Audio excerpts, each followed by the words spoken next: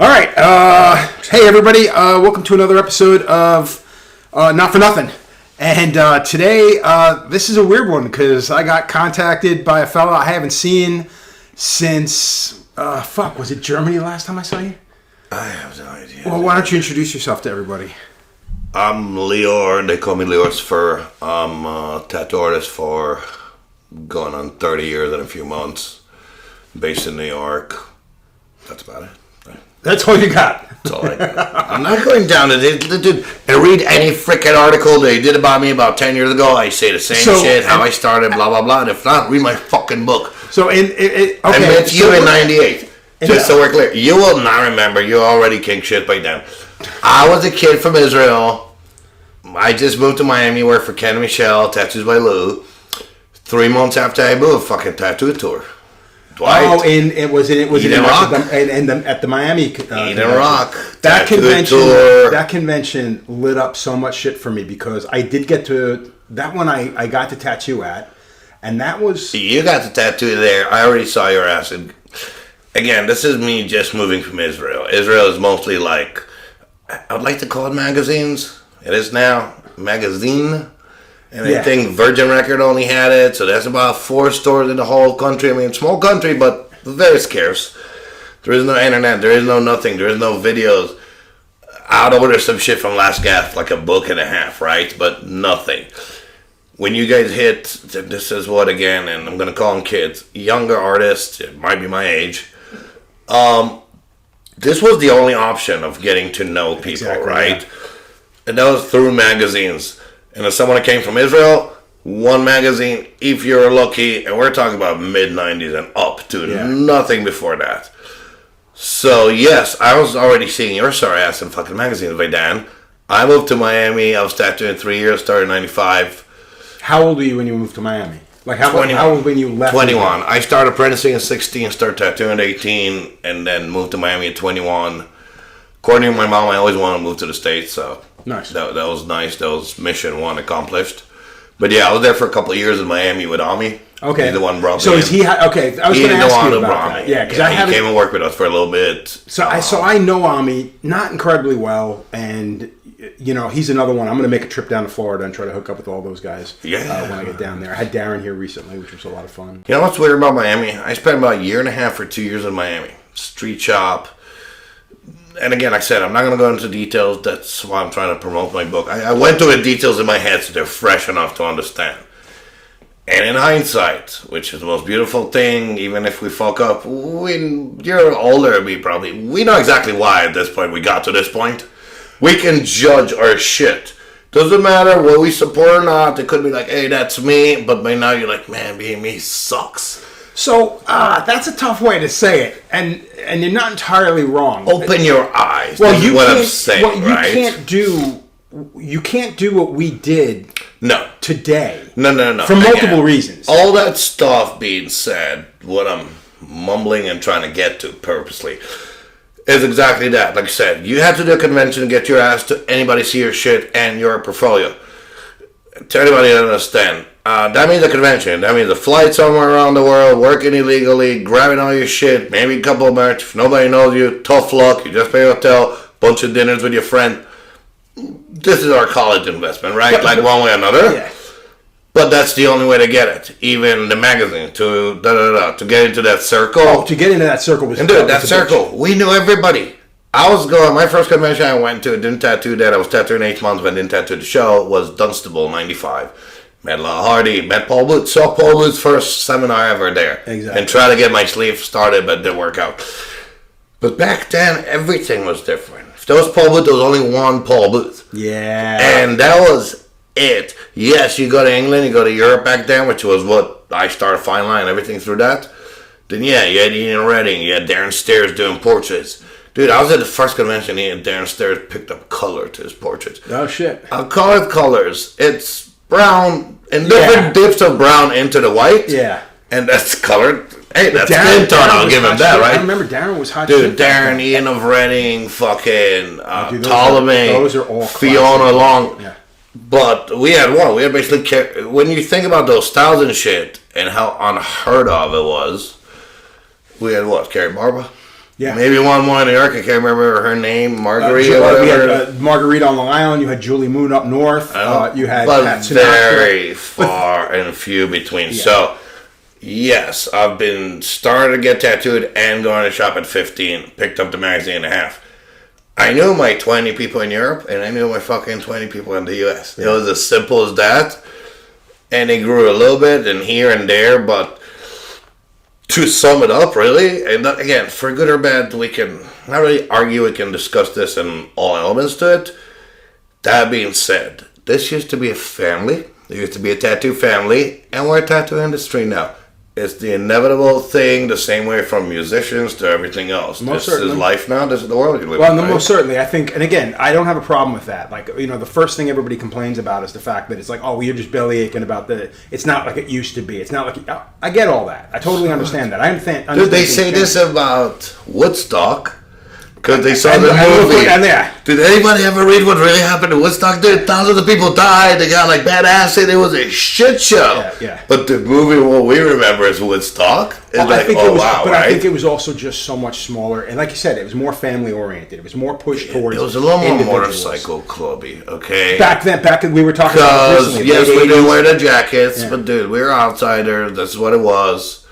Being told first few years, A, when you're getting a real job, and B, if you're a real artist, why don't you have art shows? Which any art show I ever had was like, are we good? Well, I'm a tattoo artist, dude. Not for nothing, but that was kind of a cool way to put that. That's the problem. Is like when you get a lot of the younger generation coming in, or you get older generation guys that want to be looked at more as an artist and not as a tattooer.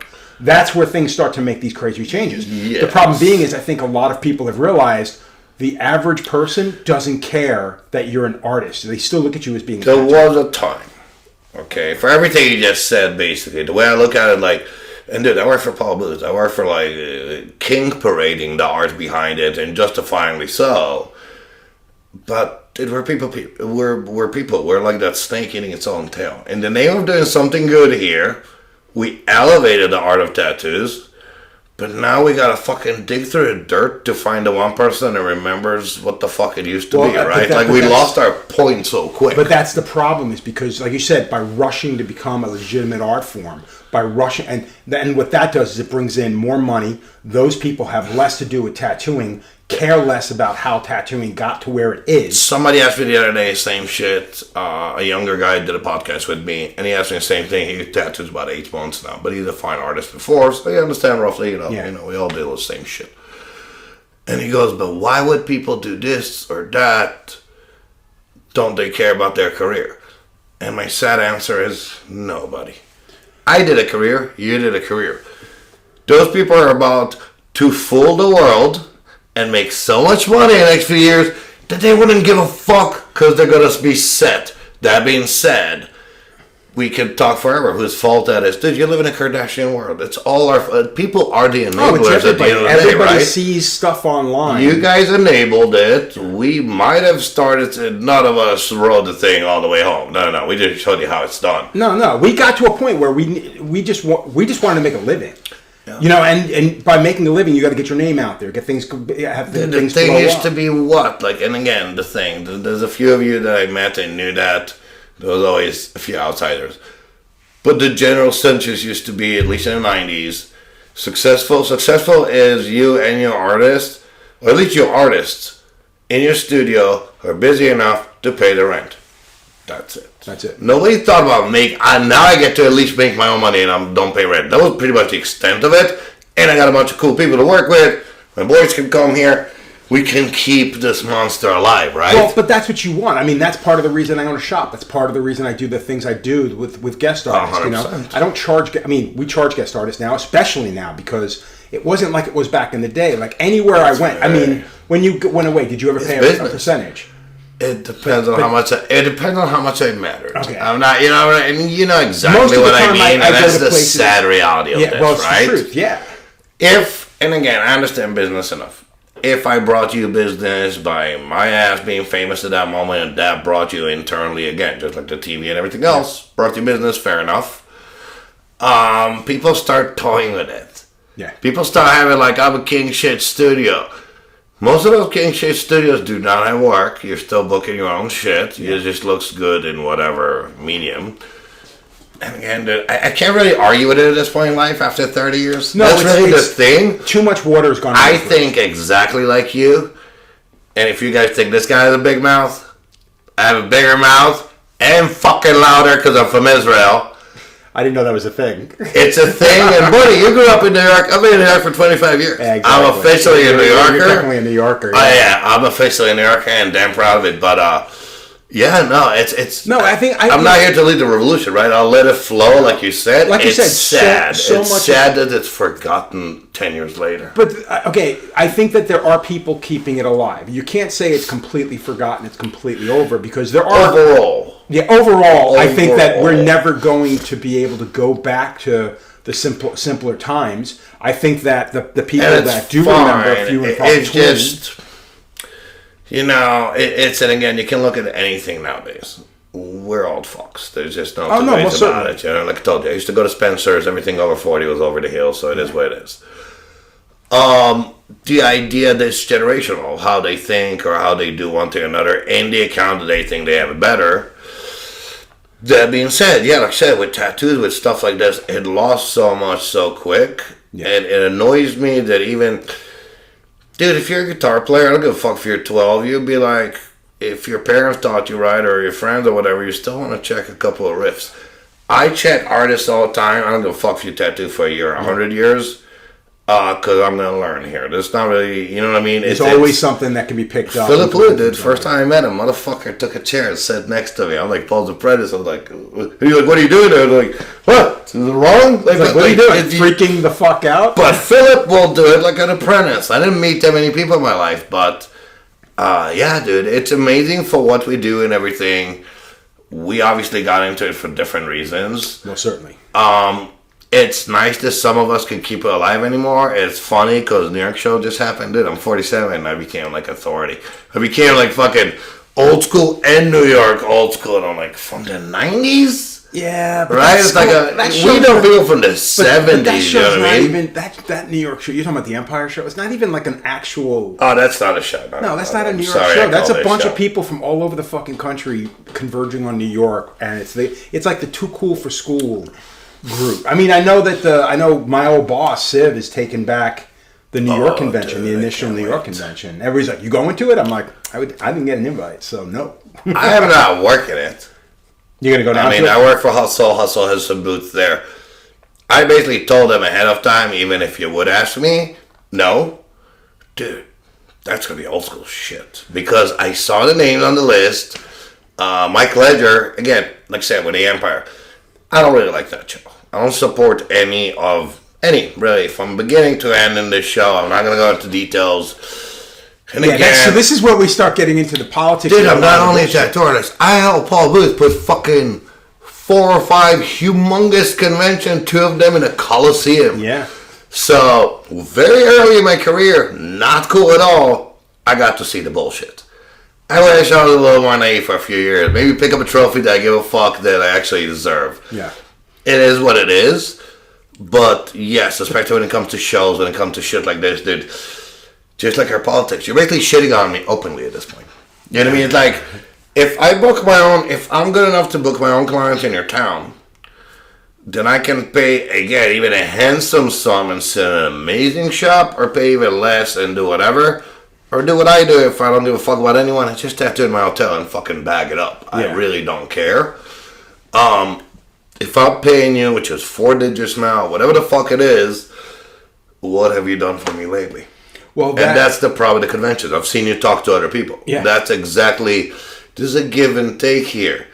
You guys start taking a lot more than you fucking give. Yeah. I think now everybody looks at it as the prestige of working at a particular show. Like when people are like, "Oh, you're going to do the New York show." I'm like, dude, I grew up in New York. You know, enough for nothing. Is it not amusing to you at this point? At this point in your career? Because you have the tendency like me to get upset. I got upset my whole life too, and then 2 years ago, I'm like, I should start paying attention to what matters, because everything pissed me off. That's understandable. Ignorance was the correct answer. Yeah. I wanted to know. Did it help me? No, I fucking know it. I'm even more pissed off that I was right. But how many people that are young that had... See, we came up with all that shit. Like, I was tattooing 2 years, 3 years when I did my first convention. So for us, it wasn't a big deal. I did the first New York convention. And it's the meaning To me, of that it. meant more than anything. I did the second. I came from Miami. So I did the first and second, and then I was like, all right, cool, I never have to do this again. I will admit, now that they're bringing it back, and a guy I worked for is the one helping is putting it on. Dude, I have nothing to say. I haven't even asked the details. I don't really give a shit, dude. I wish him the best. I don't think anyone can succeed in conventions. Let's start with that. And that's even before. I can't. I don't believe that. I think the promoters are the ones that are succeeding the most, and then a handful of individuals that are out there. But there's a handful of individuals out there that are going to go to any. They're going to go to any place on earth. Yeah, the thing is with this though, and again, I've seen those bills. The bigger they are, and the bigger they do the convention, the more money. It's the more. Cost. Now, that being said, the elephant in the room. It always depends who runs it. Yeah. And if it's not run by tattoo artists, it's not going to happen. It's almost as simple as that. It isn't. It isn't. I mean, they are happening. There are shows that are not run by tattooers that are for successful. A minute, yeah. In my opinion, at least. I mean, for the most part. I mean, but then you have shows that are like put on by Troy, the guy who does the Villain Art shows. Dude, those shows were monsters, and they're not Troy. And again, I will hand it to him. I don't think I've ever done any show. I've done those shows before it was his. I went with a crew from Inked, I think, was like Saturday or Sunday for the Philly show. Yeah. Say hi to some people. I was impressed. I'm standing in the back, dude. A line, not London, because London was 5 blocks, but a good block and a half around this humongous venue. And as we drive into Philly, I'm seeing billboards. Now, he does a very good job of promoting. Again, I've worked with people that, I've done hundreds of them as well as you do, right? Mm-hmm. So we have this end of it. We're also friends with people who put them. We also help putting them. So you know all ends of it. Yeah. I don't ever want to do production. And the convention nowadays, I don't even know what's the answer. Because again, you're fighting the public now to come there. You're fighting the public. You're fighting. It's not like a cosplay. You know what I mean? Nobody goes there. You're fighting other tattoo conventions now because how often are there 2-3 conventions in the same weekend? And that's just in the States. Because you imagine, like when you look at it worldwide, there's probably 8 to 10 conventions in a day, a weekend, all over the world. And again, sadly, I understand the politics of all that business move. I do. It's sad for us that this would have The conversation I've had with a lot of people is, I wish somebody would just pump the fucking brakes. I wish somebody would say, no, I full on know that. I mean, sadly. Dude, look how many fucking, the cat you work for, dude, the fucking, the bullshit that he produces. It's the same. Everybody's doing it now. It's like he got into it when it was early on. He was one. I won't say he was the first. He was far from the first, but he was involved in it at the very early beginning. And now, how many? There was dozens of products like that. I don't even. This is what I mean. I have no idea how any of that works. It seems. Look, the reality of it is, again, whatever decision you made, it looks like the correct answer for tattoo artists to make like that monumental thing, even to maintain your studio, was products. Yeah. That's really what it comes down to, from Derb to other people that I see. And I was like, I never thought about it like that. Even if you had a percentage with someone, whatever. And I was like, so no matter how much merch I will ever sell, no matter, like, again, I'm a tattoo artist first and foremost. That being said, everybody needs a Sharon Osbourne. That usually helps. Yeah. Having management, like I have a manager at the shop that takes care of all of our books and appointments and all the ins and outs. Yeah. All I got to do is. I just married other artists, so we're all fucked. Yeah, exactly. You're pissed. Like the worst. But it's the truth. You need somebody who's a bit more professional, and I get where you're coming from when you say in one breath, if you're not a tattooer trying to run a tattoo convention, it's not going to succeed. But by the same token, you know what? I'll put it more. That business person. You're correct. I'll put it more like this: if you're more involved, if at least you paid your dues. For someone like me and you to understand that you're involved in it, right? Billy Eason, whoever you may be. Right. Well, Billy, the big thing I know. Like, I think the difference between someone like Billy and a lot of like what I'm thinking is the fact that it's like, well, I want Joe at the show, I want Paul at the show, I want this guy at the show, I want that guy at the show. So they feel like they almost have to invite you, and they're going to lose money on that. Billy, at that day and age, didn't give a fuck because Richmond was there were very few shows. Richmond was very small, and he can control and he didn't give a fuck who you were. You know, he really didn't care. Like even the old school guys, they were still paying for booths. But at that time too, it was a lot cheaper, and because you wanted to be part of something and you wanted to see something succeed, you didn't have a problem doing that. Nowadays, if I'm asked to do a show, I want my flight, my booth, and my room. There's very few things that I want to be part of now. And I won't say that those don't exist. There are very few things that I want to be part of now that I look at and go, I'll pay for that. I'll pay for that room. I'll pay for that flight. I'll pay for that booth. There's very few of those things. The problem is, I think the main problem is what you're saying. And I still do this again. I really don't do that many conventions. Yeah, I've cut way back too, so. Usually, and yeah, we used to do like 20 a year. It used to be, and again, flights, everything was a little cheaper. Oh, insane. And when we had a name, that's exactly what the name did. When I started doing shows, they were $250 a booth. And that was for a fucking 10 by 10 or 8 by 8, 10 by 10 booth. The fucking hotel rooms on average were like $75 a night, $85 a night. And back then they used to give you hookups. They also did it, again, this is what I mean by, there's a part of it of why when it was smaller, it was different. Yeah. On the same end, it's like, because it was smaller, wherever you went, the 2.5 magazines still had you. Yes. So the 2.5 people, it doesn't matter if you're a Slayer or you're a Mudvayne, you still had enough people to keep the show going. Yeah. And that's really why it was portrayed that way. That's why we were able to do it that way, you know what I mean? Even before we had friends to spend the night with. Yeah. Nowadays, again, I think the whole ballgame has changed. It's not really... I am amazed to hear tattoo artists going like, no, I'm not going. Yeah, it's hard. It's weird. I'm like, buddy, there's a convention in your town. Even if everybody's shitty, even if it's not the biggest convention, there'll be at least a couple of people, whether it's old Americano, whether it's Japanese, whether it's somebody that did come from somewhere and brought one of his clients. Nobody gives a fuck.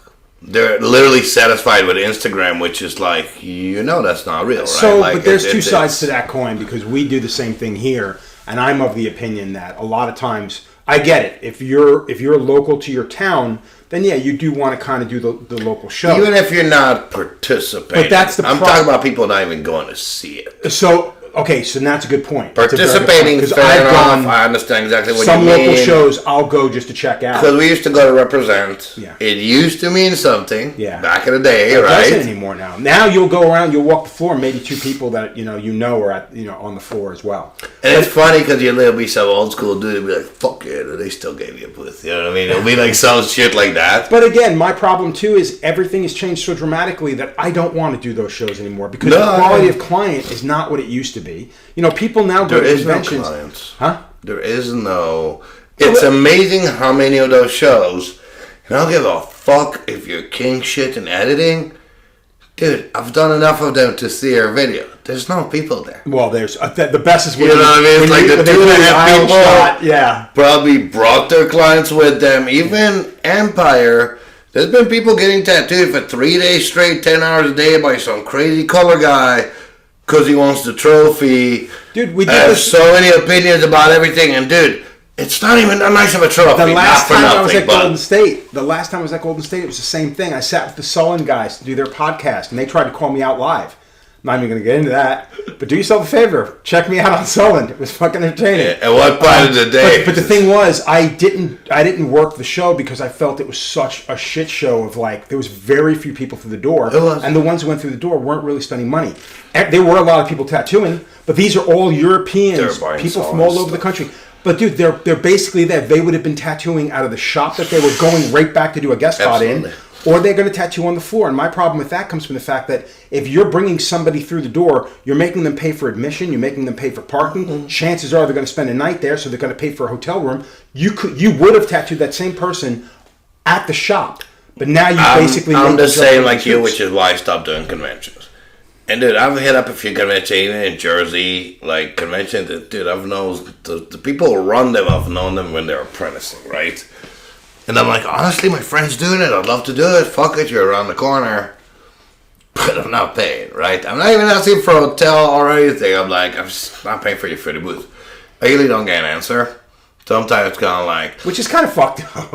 Look, they could say, hey man, this is not even fucked up. You know what's fucked up is that the guy from season 20,000 and episode 6 of Ink Master is getting it. That's still a fucking thing. That's a big sad or so, this is what sells their fucking clients, right? Well, this is where we're seeing a huge change. So we talked about it when Kat Von D... Because it's tattoo artists, I don't mean to cut you up, but it's tattoo artists And I don't want to be pretentious or anything about it, but as opposed to them always think we're the bad guys, we do a lot of very personal stuff like that, of where we promote our own art, our own everything, on how we come across. The fact is, that's a one hand washes the other. If they're promoting you, it's incumbent upon you to promote the show. It's all used to be. It does get fucked when you're doing everything you can to promote the show, and the promoter's really not.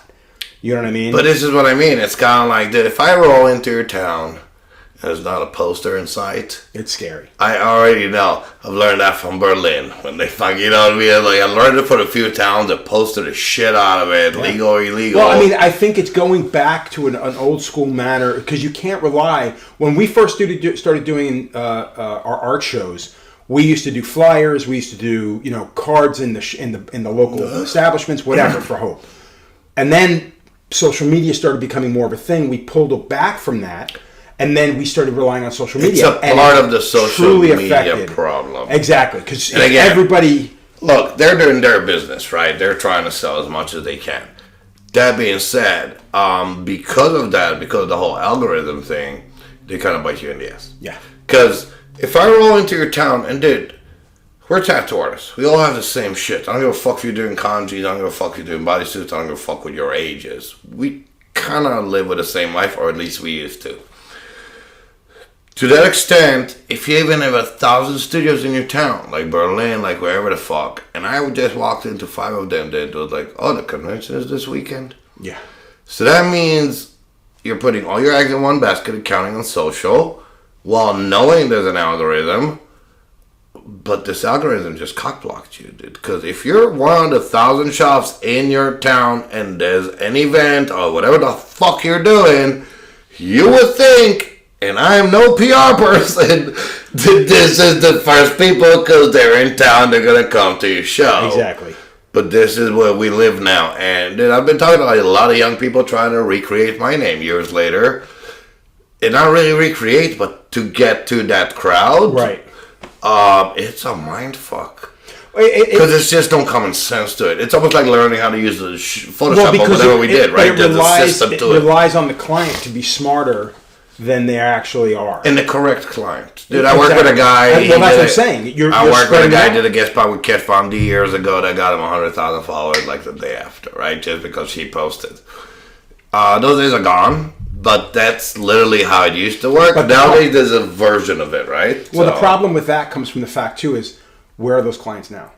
See, that's the thing. Like, she'll get your word out there, and people are gonna look at it. It's like, oh my god, he's working at Cats. Where are the clients now is a whole different conversation. No, most certainly, but that's my point. Because when it comes to that, dude, I had the worst experience. Like, in a nutshell, every time I make a fucking product, whether it's my prints, my whatever, I get 500,000 fucking likes. And only one person likes it enough to order it. Exactly. So what's your point? Well, that's the problem. That's part of the problem is the fact you can have 1 million followers, and that could be worldwide. You go to Alabama, who cares? I don't. First of all, the people in Alabama and the surrounding states probably aren't even going to see it. Which is this is why. So it's again. So I'm going to try to stick my nose as deep. That's why I think as older people, I try to see a little beyond the internet.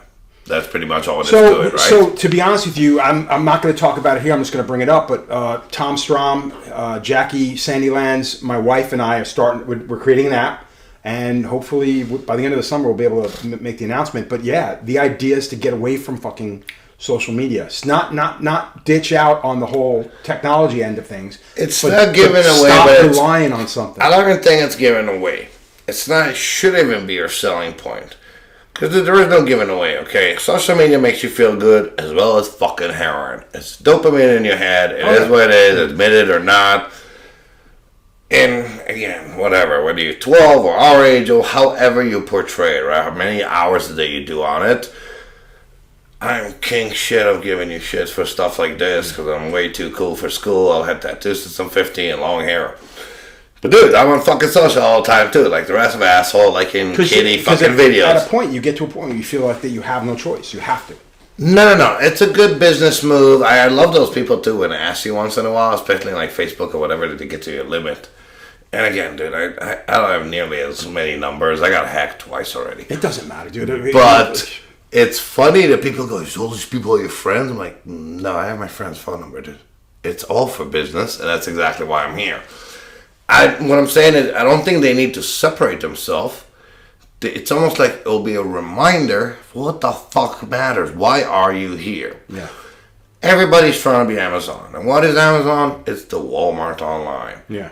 How much can I grow this monster? You want pills? Do you want to sit on a comfortable couch while you eat those pills? Do you want a comfortable clothing? And you want some Snickers? Well, we've gone through all that too, where we've seen these spa-like tattoo shops open up, and they'll have this influx of people. Clients. Right, they'll have their clients, but when look, it comes I'll give down to Ami it, this, or actually my friend Guy, he used to be a front guy for Ami, he runs a shop in London for many years, or maybe he owns it, don't know. They were doing the B Crew when Miami Ink was going on, right? And believe me, again, we were supposed to be the original TV show, if you really want to know. So he's doing the B Crew, and one day I'm on the phone with him, and he goes, "LIOR, understand this."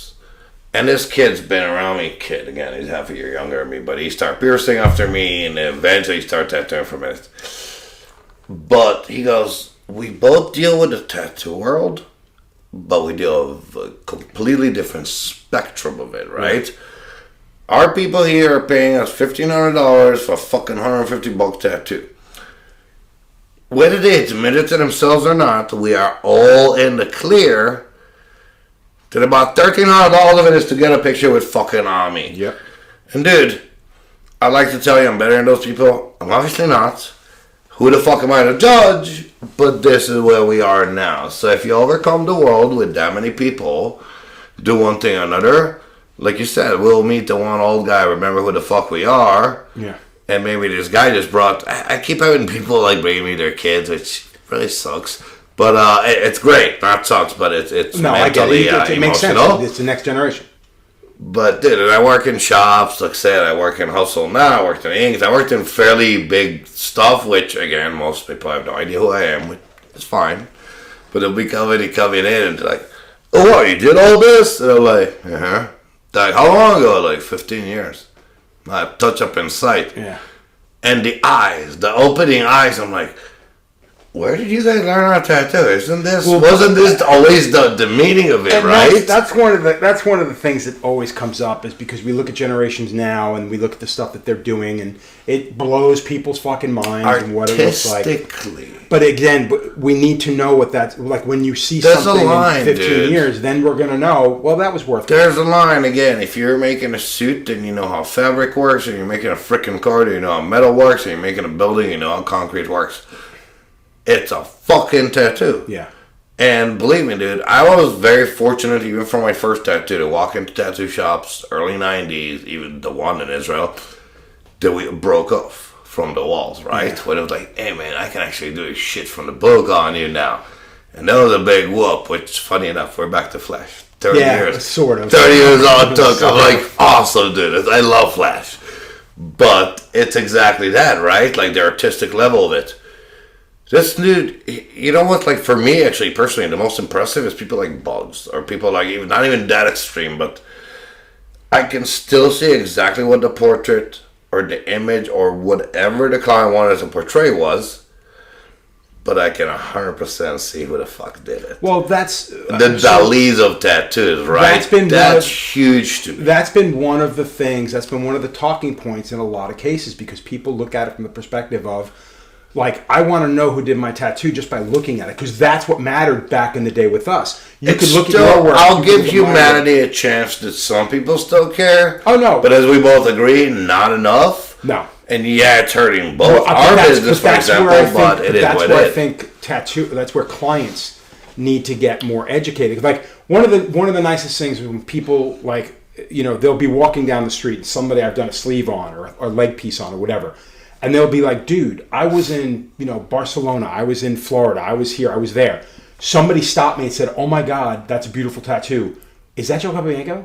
And I look at it. Those days are fewer and far between than they used to be, because they're not as far between. You just don't hear about them. Again, dude, I'm a kid from Israel. Yeah, I know. I remember the first time I saw work by you. I remember the first time I saw work by Guy. My point being is that really had a thing. Now, it's not so much anymore. Now you can't tell who did anything, especially the realism guys. I mean, there are certain guys... I like how you're saying now. Bring me to a little story. Philip Blue, first convention. I mean, we brought him to do Paul's convention, and then Mario dude, that had was the week amazing. before, right? That was amazing. So he's in Mario's show. He did his fucking cat shows off with like 2 half-sleep for Mike Rubendahl. This is how good Mike Rubendahl is, the work.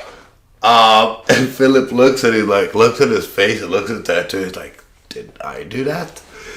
And that was literally the first time, firsthand, that I saw, this is not good, the duplicate. That you're sorry as good as remember, like if this is really you. That's the funniest thing about someone like Philip, because he brought that European, Japanese style to the table.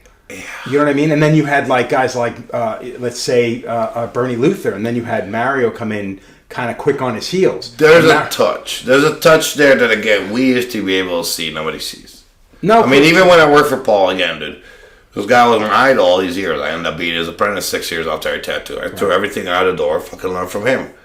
And I remember, and yeah, fuck you, I won't mention your name, Shane O'Neill coming to me in Richmond as I'm working. I don't care, I love the guy, but, you know, it was what it was. Yeah. We knew who Shane was. Not that we're any better. We're in Richmond, I think one of the first convention I did with Paul. And we're at the bar chilling, and Bob Tyrrell's introducing me to him, and he's already around you guys, king shit, but kingy enough. He's getting there, and the guy has to work for it. No hard feelings. And he introduced me as Paul's apprentice. The guy literally looks at me and he's like, oh, so you're the guy that does everything and looks like Paul. Now, I knew that didn't come from a good place. My ass was like, you really think my stuff is as good as Paul? Well, that's awesome, dude. Not the meaning he meant to drive home, but, you know, exactly. It is what it is. Yeah, it used to be very... It used to be something. It used to represent something because nobody could touch it. Me and you know it as artists among artists. Right, exactly. This is not anything that, again, if somebody edit me or you talk nowadays, it could sound as pretentious as it. There's no pretentious here. We all had tattoos, but we all already had our head down knowing from society that's not cool. But the way we judge each other, the way we saw it, we're like, oh, dude, that's a one-off. Like Aaron Kane. Dude, I came from Israel, so I was in America. I was in Miami when Aaron Kane was in fucking Key West. I still never got tattooed. I'm like, motherfucker. Right? The one-off Ledger just tattooed me in the Empire Shell. And I'm like, you got to look at that later. Yeah, I got a Rotten Apple, nice. New York tattoo by Ledger. But, yeah, no, it was very unique. I think the thing that bothers me is the fact that I've seen a lot of guys that I admired and looked up to kind of just getting passed over. And I will admit, in the back of my mind, I can't help but think I'm the next one. I'm just going to be one more guy that's going to be... I'll give you a very simple answer for that. It's one of the smartest things that Paul ever told me, and you can make whatever you want out of it. And I'll never forget when Paul told me, LIOR, life is 50% carnival. Oh, yeah. And that's the extent of it. I am not a great artist. I practice a lot. I do this for a million years. Why does my demon look so good? It's because I fucking draw them for 40 years. That's really all it is to it. I love my old drawings that look like a ball or whatever the fuck it looks like. It is what it is. It's just the way it rolls, you know. Well, you kind of have to play the game. I mean, that's part of it. I mean, when we do the art shows, there's so many amazing artists on top of the mountain, right? They could have taken my job and your job they already 40 years ago. No, back then, we were surrounded by like-minded individuals. Now... Biksinski is all I got to say. Biksinski. There's a guy on top of the mountain. Just happened to be way better than Gear ever was, but... good thing Tasha and fucking found out about it, exactly. So some my sorry ass. You talk to someone like Robert from Poland, like, of course. I'm like, yeah, of course for you, motherfucker. I finally saw it, shit. But dude, all this shit is untitled, all this shit, it is what it is, you know, so, again, and you can all judges for shallow, whatever, dude, you do you, and whatever decision, right? My notoriety, whatever it is, was for one reason, because that's what we used to do, to be able to do more of our art. Yeah, that was it. There was no other way. This was not to be famous. Right. It was to have more people know, making flashback then, right? I hooked up with Adam Kaplan years ago. Just getting the word out there. Because I knew his name, just because of that. So, same shit. What we used to do, because it was so isolated, because it would be as a metalhead even more, good luck dragging those people out to society, you know. So I'm like, I need this to sell. I just need you to know that there's a person like me that really understands you and would love to tattoo you. Yeah. Well, I think that's one of the reasons I've always felt that you guys were always going to have some kind of an audience, because while your style, your genre has grown with the amount of tattooers in it, but so has the amount of people that are into that. So it's still very, very limited on. But it's something, honestly, and again, especially looking in hindsight, you would have talked to me 20 years ago when I worked for Paul, I would have told you art this and art that and blah, blah, blah. Dude, it's a very human thing. Oh, yeah.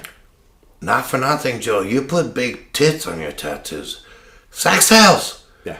I don't give a fuck. Not nearly in the name. as much as it used to. I mean, again, I forgot to give everybody a warning. If anybody's offended by this, no, I'm not saying anything bad, but I'm stating. I am not going to say it's a statement, this right? This is a safe space for our generation. But you know what I mean? It's just, this is a fact. You look at the numbers. Believe me, dude, I have a lot of friends that are a little more, it's not closed-minded or open-minded. They're just very, very different. Well, views I mean, than it's mine because of my own life, it's right? a conversation we've had. I mean, the fact of the matter is you go to certain individuals because you want to get a particular experience out of it. I go to certain artists and they're experience exactly, died. and that, well, no, it hasn't died. It's just not become it's not the forefront of everybody's want. You know, when they go out, they died as sure as they would. It's, you know what? Yeah, it's. I'm saying it from first hand, and again, dude, I still get to work some a lot of convention or big stuff. I'm still in Europe all the time. I have a little more open view just to see it, just like you, just because people we know. It haven't died, but it died enough. I think it's because clients have gotten to a point where they're more about, well, this is a great tattoo. But they don't realize that great tattoo 9 times out of 10 could be attached to so much more. I think a lot of, again, and I hate to keep, well, fuck them, no, I don't hate it. Social, dude. The way our brain got to work, and I had a friend who worked for MTV 20 years ago, dude. Our attention span was already gone that direction. Just watched the Andy Warhol documentary, same shit, dude. He invented 15 minutes of fame. Yeah. No problem. We're human beings. We're not that hard to figure out, right? On that level, what you're saying, I think that's just what it comes out of it. You know what I mean? It's just like what we do nowadays, that we used to do, what makes sense to me or you or somebody else. I think that's why individuals individuals need to be sold on it. That's been the thing even with me. Like, people will come here with one expectation and not realize it's like, oh my God, I sat here, talked the entire time. He was ready when I walked in the door. I had a noon appointment. I had my stencil. There's a rite of passage to tattoos. I think a lot of people forgot. They forgot, and then the artists of some of the artists of today, some of the artists of our day took it away. They just simply said, no, I can't be bothered making sure you have a good time. I have to do what I do. And that requires a certain type of. I mean, dude, I've worked around. Here's the thing that I mention again and again, and people just laugh it off. Before I started pronouncing, this guy handed me Huck Spalding's A to Z How to Tattoo. Nice.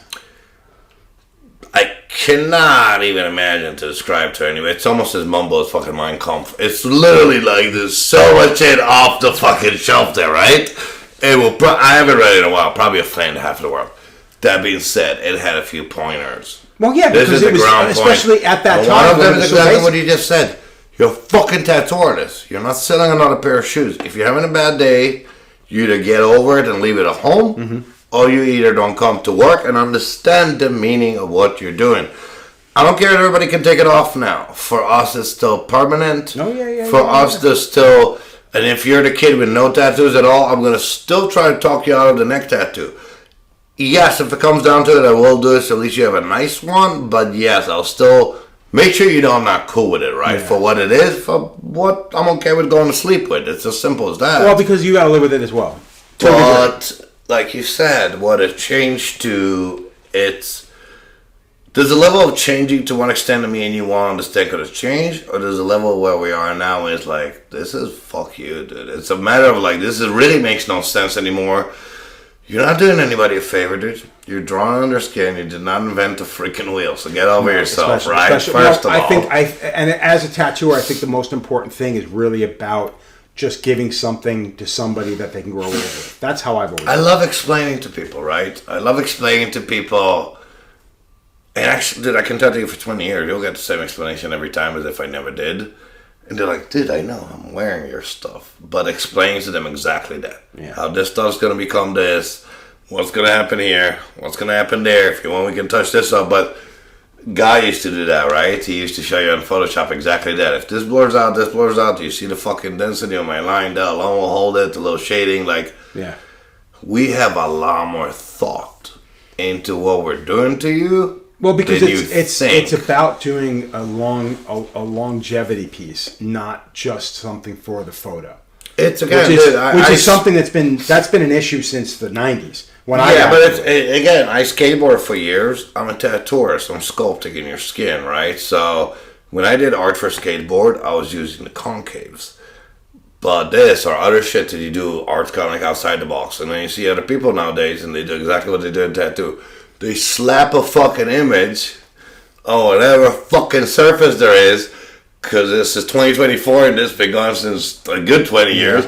Because it's that easy to print that shit. Yeah. And make it look good. But if you used to fucking tag shit, you had to think about that. You had to think about the 3D part of it. Well, you also had to think about where it was around other people. Like if you, and tattoo is a good example, because if you're tattooing between three pieces and you've got the center, well, how am I going to not step on anybody's dick? And how am I going to make my piece stand out, but also work with whatever else is around? Yeah, nobody cares. I'll go around. No, that's true. Because I mean, I've had conversations with tattooers that are just like, "Yeah, that motherfucker just dropped a line." I mean, this is. And again, like you said, some people are watching this. I'm very nihilistic when I say no one. Yes, of course, it's some people. But if it got to the point that I tell you no one, it means that the overall consensus is no. Yeah. And yes, there's a couple. I'm very proud of you. The fact of the matter is, people have to realize too that when you're caught in the moment of having an actual conversation, that you're going to say things that other people are not, because you're not going to have the opportunity to explain every little nuance. I stopped giving a fuck a long time ago, but it's exactly that. It's a matter of like. It's not a nuance of it. Like I said, dude, you had Shotzi Gorin, for fuck's sake, dude. Dude, it was good talking to him. I'm actually going to go back out there because... I literally want to go meet him now just to hang out with him. So, dude, and he's in Jersey, dude. He's only like 2 hours maybe. We're in New York. We have no car. So, when we got done with that, like, he was so quick to start talking shit. And I don't think he meant to talk shit. I think he was just trying to be real. And so it wasn't a matter of him talking shit. Although I give him a lot of credit for some of the things he said. Dude, but it was one of those things where when it was all said and done, we talked for an hour and a half, and I went, all right, I didn't ask him this, I didn't ask him this, and I was like, fuck. Because you get caught up in this. Think about me and you and the amount of years we have. Think the amount of years he has. There's no touching, yeah. And those years. And it's like Indiana Jones said it to his girl in the first movie, and she's like, oh, you didn't age well. And he goes, it's not the years, baby. It's the mileage. It's like, this is... No, Shotzi is, again, and I grew up in Israel, so there was no old school tattoo art. There was literally one, and nobody even knew about him, and then with the years it was 2.5. No crime, some, but nothing major. So we heard the story. So for me, it's like going into the movie and be like, oh, that's the real deal. Shotzi did. Just hear him talk and his attitude. Fucking Jersey, dude. This is fuck yeah, dude. And the stories, I lived on East Village for a while, Lower East Side. His story, my apartment in 2000 wasn't that far off to what he described, just a little finagle, right? Well, what I liked about the stories from the East Village and from New York were just the fact that it was so, yeah, man, this building is just sitting here. Nothing is going on. If you want to live there, it's going to cost you $200 a month. Yeah. Oh, by the way, there's no plumbing. So if you want to put plumbing in, you can run the plumbing yourself. And there was so much you could do back then, and then nobody was going to call you on them. Nobody was going to come in and say, well, that's not the code. Yeah, well, I'm not shitting in a bucket anymore. You travel like me, buddy. We still got enough places like that. We still got enough places around the world. I'm sure. I will not be staying in there. This is how that works. Dude, we went to Sicily, for fuck's sake. We parked the car in the middle of the fucking road, paid the old lady, and just wait for you there. Ain't nobody gonna fuck with it. This is like 4 years ago, that's you know? Legit. Dude, that's insanely legit. Dude, we have some... You go to enough places that it is, dude. This is why I like traveling in America is not to real America, like Louisiana, whatever. No, it's exactly what they told you. It's as cowboy and everything else as it used to be. We wanted to go to... I was just in Wyoming. We tried to go to one of the graves from like the great chiefs. Dude, it's worse than Compton. They're like, do not go there if you're white. They're like, really? They're like, they will kill you. So it's funny. So like I said, my wife was born there. Her grandmother lived on a reservation. She was a teacher. Yeah. And dude, my wife told me stories. I'm like, God damn, that's terrible. But They took me to one time. They go, here's the epitome of what you ever heard. That's the first place when those cowboys against Indians. And I'm like, dude, I'm a kid from Israel. And I'm like, are you serious? They're like, yeah, no, that's very much exactly what they told you. With the cheesy outfits, with the scalping people. No, but I'll be honest with you. Like, so I went to Israel, 2016. Oh, they took you guys to Jerusalem, didn't they? Yeah, we did Jerusalem. How do you like that shit show? It was fucking crazy, dude. It was weird. I think and I shouldn't say crazy. What freaks me out, it was the same thing that when you go to like the Vatican. When you go to the Vatican, 98% of the fuckers there are literally there because of... Jerusalem is worse because all of them are for three different ones, so they all hate each other too. That's my point. So when you go to the Vatican, it's just mostly tourists. There are people that are there because they are religious. But when you go to fucking a place like Jerusalem, these motherfuckers are on pilgrimage. And it's like when you sit there and you look at these people, they are about as serious as it gets. And you sit there and I'm like, this is insane. Dude, I remember walking up to See, I'm from Tel Aviv. We don't really... So we did Tel Aviv too. Tel Aviv reminded me of like East... It reminds me of the East Village. Yeah, occasionally we go to Jerusalem. Like I brought one of my ex-wives, divorced 4 times. I know, it's fine. Then Robert did a quote for my book and he called me the Liz Tyler of tattoos. But yeah, I brought her. She's Italian, so she wanted to see all the dude stuff. It's Jews that don't even show you that, so we had to look it up. We're like, oh, there's a mountain of the crucifixion. I guess that's where. Yeah, go there. You know? But yeah, it's exactly what he said. We go around there, and it's a shit show. It was weird, man. Really it was like I'm glad I don't live here. Well, it's funny. I remember walking, like, everybody goes to the Wailing Wall, and some of the people in our group really took it seriously. And you got to put the yarmulke on, or I guess that's what they call it there as well. I don't know. Yeah. And we're walking, and I'm literally within, no lie, from here to that wall. I'm that fucking close. And I sit back and I go, what the fuck am I doing? I am not religious in any way. I was raised Catholic. You came really close to a 4,000-year-old wall. And that's exactly it. That's exactly it. And then I went there and I went, okay, cool. I'm going to go back. I didn't touch the wall. I grew up there. I walked away. Our sorry asses there. We actually used to spray paint those walls. In hindsight, I'm like, I know, dude, but you just when you grow up. In hindsight, I'm like, I was a dick. In hindsight, I was a dick. That being said, I was just finally in Malta. That's 12,000 years old, right? Like, I love my history and all that. Israel is exciting, I guess. Like, Israel, not for nothing, like Miami and maybe LA, is great as long as you don't have to live there. Yeah. You're there for a few day vacation. You could kind of feel the shit show. I could see Tel Aviv being like that as well. And again, dude, it's not the place, it's the fucking people. Yeah. And I mean, I will admit, the majority of the people we met while we were there were wonderful people. But it was also, there was all this heavy shit because we're there for a charitable thing. And it was just, it was heavy, dude. I'm originally from Israel. People in Israel know exactly who I am. I couldn't even get a hold of whoever the fuck is throwing you guys' event. Because they're like, man, I'd love to go. I go to see my family all the time. Okay, so that's... And this is when I was like, I'm me. I would think you would reach out. So this is Sean Barber went there. All people this bombed, is my fucking problem with the group, and I will not name a fucking name, but the reason why is they are so hooked on the bullshit of fucking how many fucking followers do you have? What kind of a fucking reach are we going to have? That makes sense. You know what? No, it does to a degree, but the fact of the matter is tattooing, and it's fucking tattooing in Israel. You're tattooing Jews. I know. Most people are not going to get tattooed. Only the outer trend is going to get tattooed, or fringe is going to get tattooed. So why would you not pick somebody that it might change their life as much as it will change the life of the person they're tattooing? They don't give a fuck. Nobody knew who Joe Capobianco was. Nobody knew who Sean Barber was. Nobody gave a fuck. Well, they made it sound like they did because I wasn't famous enough to get there. I did 4 tattoos while I was there. Not one fucking person had a clue as to who I was. Huh. Oh, you do. So what kind of work do you? I do color work. I want a black and gray scorpion. So this isn't about that person's dream coming true because you're getting tattooed by me. That's about somebody is tattooing him, and that's it. So when I had my friend Jason Eisenberg from fucking South Carolina, he speaks as Hebrew.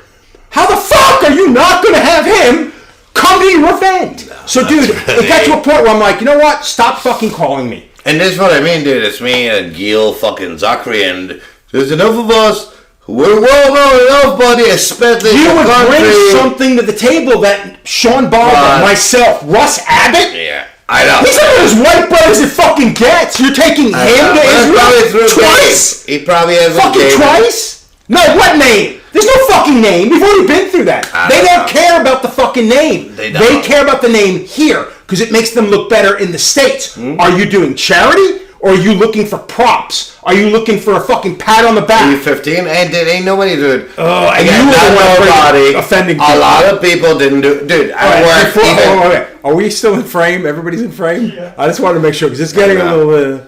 I know because I need more whiskey. Dude, talk to the camera. Put it on him. I'm gonna get whiskey. Camera. Anyways, say something. say something. No, so Israel. No, really, not for nothing. It's not even the Israel part. It can bring me back to exactly since we're bitching. Fuck you. That's something that doesn't make sense to me. I'm really trying to learn this nowadays. I'm trying to rebuild my name and everything. And again, not for your famous Seamus. Just like a freaking tattoo. Instead of coming to Connecticut and doing a podcast, or having 3 months to write a book.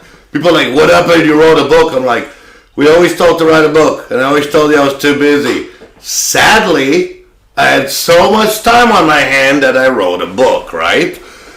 Yeah, dude, it's just trying to get work nowadays is all you kind of fucking push. No, but I mean, the fact is... I try to learn how it works like this to some extent, to thread carefully. I don't know. That's just the reality of it now, right? That's just... I don't think there's any treading carefully anymore. I think we're at a point... So first of all, I started doing this. I put this off for nearly 3 years to do the podcast. Mm-hmm. Because... How many years have you done with the TV shows? We only did this TV show. I did one season of Miami Ink. I did one episode of Miami Ink, excuse me. Okay. One episode of Miami Ink, and then our show lasted 3 seasons, which took nearly 3 fucking years. And what about the great judge? Which great judge? What did you just do? Was it Ink Master? No, I did Best Ink. I had nothing to do with Ink Master. Didn't you do Ink Master? No. They. I don't think they. I swear they got you after fucking Pack. No. So what ended up happening? Because Ali just judged them last year. So they got Ami. Now they've got Nico, DJ Tambe, who was second place on our second season. Dude, from what I understand, he's not happy about the way everything. Ami said word by word, and I haven't talked to Ami in a few years. Just hit him up again. Ami's my brother. I've known him for years. And I'm like, what's up, blah, blah, blah. And I'm like, you're going back to Ink Master? And he almost said, it's almost like you. He's like, nah, I just needed money. I bought a new house. I really needed money. And I'm like, really? You're not doing second? He's like, dude, don't never let me. Word by word what you said. As far as what was their opinion. But by now, he's Ami James. So he ain't going to fall for your shit because he's going to hurt more than what you do to That's him. what happened in our in our 3 seasons that we did it. It got to a point where I'm like, I'm not saying that. I'm not doing that. And they're like, what do you're the head judge. Your contract. They tried to pull that stunt. And I said, you can fucking fire me. But like the fact of the matter is, when I leave here, I have a reputation to uphold in the real world. This is bullshit. This doesn't help me any way, shape, or form. For most people, so that's realistically, the kicker. No, and I get that. That's fine. I'm not most people. There's no fucking way I'm doing that. So we were able to follow a line of our own. I would assume, so when Jimmy was on season 3 of Ink Master, he was asking me. Now we finished filming our 3rd season of our show. Jimmy's on 3rd season of that show, and he goes, yo man, I want you to come to Ink Master, the finale. Yeah. And I'm like, dude, they're not going to let me in the finale. And he's just like, what are you talking about? I'm like, dude, I'm a judge on a competing show. A judge with a fucking big mouth. Come on. Dude, I heard one of the producers in the background, because he came back and he called me a second time. He goes, you're really not going to come to the show? And I'm like, Jimmy, they're not going to allow me. I heard the judge, one of the producers in the background, like, you're not talking to Joe, are you? And he's like, yeah, why? And she goes, he can't come to the finale. I heard somebody say that in the background. So I know full well, I get it too. Again, if you're going to have me on something like that, you got to pay me a shit ton of money. I want to get paid peck money to basically sell my soul and pretend that I don't have a fucking brain that grew up in tattooing. I shouldn't say growing up in tattooing, but who's been doing it for 30-something years. Like, there's no fucking way I can turn my fucking brain off It's like that. weird Unless I'm to getting me paid how to do we it. turned on it, of, again, what people enable and what it became, right? You talk with a lot of people with Paul Blue, this and that. When I worked for Paul, we were supposed to be the first reality show ever. Which would have made sense. Right? That was the MTV thing. Technically would have made sense, dude. If you ever saw that pilot, it's the most embarrassing Well, moment in my life. but of course, But- because look when it was done. I got firsthand to see what you guys saw a lot deeper later on. Into exactly what you said. From the production to, I mean, we were supposed to do, that's when Osborne's quit. So they put the big guns on us. There was no reality TV show. They chased us again. 2 months fucking pilot, all that shit. No, I saw the production. From the backstabbing to this to that. But that's the problem. And dude, I'm not an actor, right? I'm a nobody. And I say something funny. And it's I am pretty funny. But, funny enough to go say it again. Yeah. But the fourth time, I'm like, which part of me not being a fucking actor did you not understand, right? Yeah, there's a but lot then of I that. heard with the year, like you said, and even seeing your cast again with, especially with Jimmy, I love how it changed. Yeah. Of how and this, and then I talked to Ami, and Ami's like, fuck no, I'm not And gonna. Ami's not going to take that shit. Ami's going to look at it and go, no, I'm not doing that. Like, But dude, this is why it's funny to me. For years people will come into the shop, and that's worldwide. It's not even one place or another. Have you seen that show, right? And I'm like, no, I purposely don't. And then they start telling you to show it. I'm like, I purposely don't. And then I love TV. Well, not really TV, more movies and da-da-da. But this is my life. You having a reality show about tattooing is already tricky because my reality is tattooing. This is hard to get And my people to friends, from you to Tyrell to Avi B and all this, I'm like, no, I really know the amount of bullshit because I fucking know those guys, and I know that's non-existent, right? The thing that gets me, and if any producers are out there listening to this fucking podcast right now, you're fucking welcome, and I better get a phone call. But the fact of the matter is, anybody, client, certain tattooers, not everybody's going to be down with that, but this right here, this is hard to sell to most tattooers because they deal with it on a daily. But there's a shit ton of fucking tattooers out there that do want to know about it. Most of the people that are following the show and actually enjoying it are either super old or super young. I think the fact, as we were told years ago, the fact of like a difference of a reality show and a percentage on it versus a documentary show, right? Again, you don't like 70%, 30%, you know vice versa. half the fucking stories we repeat. But half they the stories tried we heard, that. half bullshit. You don't remember that? They tried doing that. Tattoo Wars. Okay, so the problem with Tattoo Wars So, is... and again, I've seen one episode, but I remember they look at the did guys a little... they picked. Aaron Kane, Guy Aitchison. Fucking dry toast, man. Nothing against their work. Dry fucking The toast. fact that they put a few people we knew... Rubenthal versus fucking Bugs. Give me a fucking break. Oh, we want you both to do a Hanya. Granted, they're going to be that's night the and weekend that fucking we day. left Paul right after. Oh, was it? I remember that show. That was a my part God. of Dude, it. I've been trying to... I want to talk to Paul. I'm pretty certain this conversation is going to... He's your Oh, shit, friend, but- buddy. I try to befriend him again. It's been 17 years. You know as well as I, we talk about being old school, and Paul's about as old school as it fucking gets. That's fine, dude. You know, that's just the way he I'm is. a huge respect to old school, a huge respect to that guy till this very day for his art and everything else. That being said, dude, if you're rebelling against yourself or biting your nails to spike your face, I'm not impressed. That's the problem with a lot of fucking... And I'm not trying to enlighten anybody here. Again, I'm a fucked up person, a fucked up situation at 47 years old. I was king shit with my own studio in New York and shit in articles in every magazine. No, but dude, I wish some people the best. I really think they're the worst enemy on that end. I think tattooers in general are like that. And I think the ones that we dislike the most are the ones that are going to come out in the end smelling like daisies. They're the ones that have retirement. Dude, me and Tim Kern used to want to kill each other for many, many years. We worked together for 10 years. You were a weird fucking crew. This is why we did a show. We were the original Weird crew, as if tattoo artists were, as if you guys were all normal. But to me, that had its own niche. It has its own niche. But here's the problem now. They don't want that niche. Ink Master wants a grand. They want a pool full of shit. They don't want the deep end. They want everything, and that's the problem. You can't really do that. I mean, you can. You know, I said for years, I said no to them, right? And the emails and whatever. Can you get me the phone number of your friend Kelly Doughty? I want to make a satanic one. Look, at this point, dude, everybody's got, I don't give a fuck, I was shooting in the dark, right? I'm like, you want the darker one, you know? I used to post to it, I literally Ink Master this year when they emailed me, because they still do for some reason. Oh, they emailed Hannah Aitchison. She was the co-judge 2 years ago. And then I'm like, did they even know they were talking to you? I wrote to them, I will pull a Roman. If you can sign me in to come for one episode, then tell you to fuck off and then leave. Dude, Roman! I would gladly take, dude, this is the best PR. It's almost as good as Mike Tyson having Mike Bites now as edibles.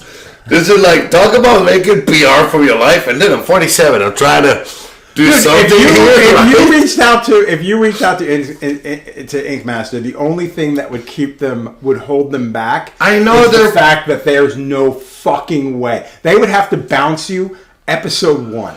Because you know as well as you will be around. I will be bounced episode 1. You will be around. No, but Roman. Because I don't even know how that works. I know I'll be bounced, and I know one of their casting directors. I already talked to her. I'm like, can you? So why don't you do it? Why isn't she doing it? This is how hard it is to get this to Ink Master. To get this. Which again, thank you, Ink Master. Well, but to be honest with you, it's testament to who you are. And that's a big fucking deal. But years ago, about 10 years ago, and I'm sorry I don't remember the guy's name, some guy from Connecticut. I ran into him in one of the million shows I go to because I'm still a kid. And he's like, oh man, he showed me this tattoo I did on him in some convention. He just won Ink Master. And they had an interview with him, and this is why, for me, it was a really satisfaction. And again, that's back when we were busy, so we could enjoy it for a minute. And he goes, no, I had this big interview now, and they asked me who to tattoo you, and I dropped your name. Nice. And I'm like, then fuck you, Ink Master. Not only I'm not there, but your winners still get tattooed by me, right? Was it this past season? I don't know. That was a while when I mattered. What? Back when I mattered. When someone might have recognized Someone might have. Dude, I got recognized in the Vatican at some point by a guy gave me my bag. This was like, for someone like me, I was like, wow, how big did we make it as a tattoo artist? But again, that was kind of a thing. And keep in mind, too, dude, when you see people nowadays, how many of them stand out? Like, I've had people going, you don't fucking remember me? I'm like, dude, you look like every other bearded, overweight fucking tattooer. Like, that sounded really bad. That was not intentional. And again, but no. See, you don't need to, that's your problem with the apologize. Look at him. Look at me.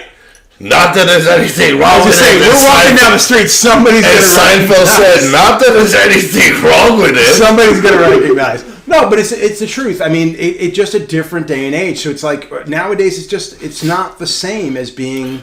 I'm okay, and again, back then, it was very few I'm okay with playing the game. There's still a level there. You know what I mean? As long as the problem is, again, respect. Respect's a two-way road. Oh, most certainly. We can respect the younger people... If only on the account of one thing or another that we've been through it, dude, you're living in the renaissance of tattooing. None of us saw it coming. We'll take it and enjoy it for what it's worth. You have to. You have no choice. But it's sad how quick it thinned down. It's sad how quick it became that nobody knows or care to know. You know what I mean? It's like, here's the problem with that, with what you just said. You've been doing this for 30 years. Yes. Okay, so now I can say the same thing. I got 31, 32 years in under my belt. I didn't see changes until 20 years in. So that's the crazy part of this. It's generational. So, and that's fine because there's nothing we can tell them because we didn't listen either, right? We can say 20, 25 amazing years of tattooing. You know, it's only the last, and this is what you said earlier. You know, when you've been tattooing, you make 20 years. It's like, you're like, fuck yeah. 20 years now 30 years, you're going, dude, I ain't going nowhere. Like, fuck every young cocksucker out there. You build a brick house, I'm not going anywhere. Huff and puff. Exactly. So that's the scary part. Like, 20 years in, you're feeling like fucking, yeah, man, 20 fucking years. I know. 30 years in, you're going, Jesus, 30 years. I know. Do I have 5, 10, 15 years left in me? And it's not even me. It's not that. Business. You know what? It's the world we live in. And dude, I'm a small person. If I have food over my food, the roof over my head, whatever. I've been around the world. Tattooing has brought me. I've overlived my expectation 100 times by now. That being said, when you get a little older, it's not even a matter if I have 10 or 15 more years. The fact that you expect it at this point in life, because you have played so hard, to be a little more set. It's fucked because, like, I mean? But even with that, you could be set. But now, like with me, I have a shop. I have 7 guys I work with. 8 if you include, 6 other guys that I work with. And is it 7 or 8? Fuck, I don't even know. 7 tattooers. Old people. And then Tiff. And then Tiff. So I've got 8 people that I need to make sure have a roof over their head and fucking work people coming through the door. You're a better man than me, buddy. I cannot have people work for me. I cannot. Well, again, this is the problem too. That we should have, both you and me, or a lot of people like us back then, should have taken the advantage to do what it is, at least in my opinion. But even said, and not in a bad way. But even, you know what I mean? Even having said that, though, dude, there's still no guarantees. Especially there's never a guarantee. With all the craziness, we should have shut down during COVID. There's never. You know what a guarantee. I mean? Now, you know, like so. This is how fucked it is right now. And this is gonna sound horrible. I'm throwing my cards down. I was busier during COVID than I am right now. And when I mean during COVID, I mean during COVID. So that's fucked. Yeah, fuck you. I was stuck in rural Denmark. Oh, so that's the thing. Europe. Dude, buddy, not Europe. And here's the whole thing, and I don't want to be that old guy, but fuck you. A little piece of advice to people. Stick to your shit. Take care of your clients, take care of whatever. Well, certainly. Stop thinking about king shit, because it's not as, a lot of times, it's not, sometimes it is, a lot of times it's not as glamorous as it looks, right? And again, don't want to drop names. We know quite a few people, some of them I work for. They're not doing that great after all these years where you would think they'll be the one to be out there to mention, right? They're doing better than you think. They're doing okay enough. It doesn't matter. It's, again, you do you, whatever makes you happy. Most certainly. Right? That being said, yeah, it's the way you play it, you know. It's the way you choose to play it. I think what we're starting to see happen right now, and the reason why I say this is because Stefano, recently, I don't want to say I rooked into it, but I did a thing in Italy where we spoke in front of a class. And it was Stefano, Yumiko. How did that go? I know what you're talking about. I used to work for Stefano. It kind of cracked the shit out of me, to be honest. Yeah, it was weird. Because I've done seminars before, and I'd put a seminar DVD, and I'm sorry to say that, everybody, and I said that openly. You could have asked me, I would have gave you that same information. Almost. I'm really not a teacher. I did the same thing. I'm one of those people that everybody deserves a good tattoo, and if we can all grow together, right? The first DVD I did was me tattooing a hand, and it was supposed to be an interview that turned into a technical interview that I used to put on my table as a business card. Yeah. And people walked away from it. Then it got bootlegged, ended up online. I can't tell you. I guarantee you, if you put in a search on my name on YouTube, that's going to come up. You know, but regardless of that, but I talked in front of these people. But Stefano made a point in saying that, you know, you shouldn't be chasing down sponsorships. And if you are chasing down sponsorships, I saw a speech about that one. Well, who gives who what? The thing that kills me with this is you're talking to a generation that has been sponsored. I don't know how long Stefano's been tattooing. At least 25 years. No, he's as long as us, dude. So 30 years. Oh. He's got 30 years in.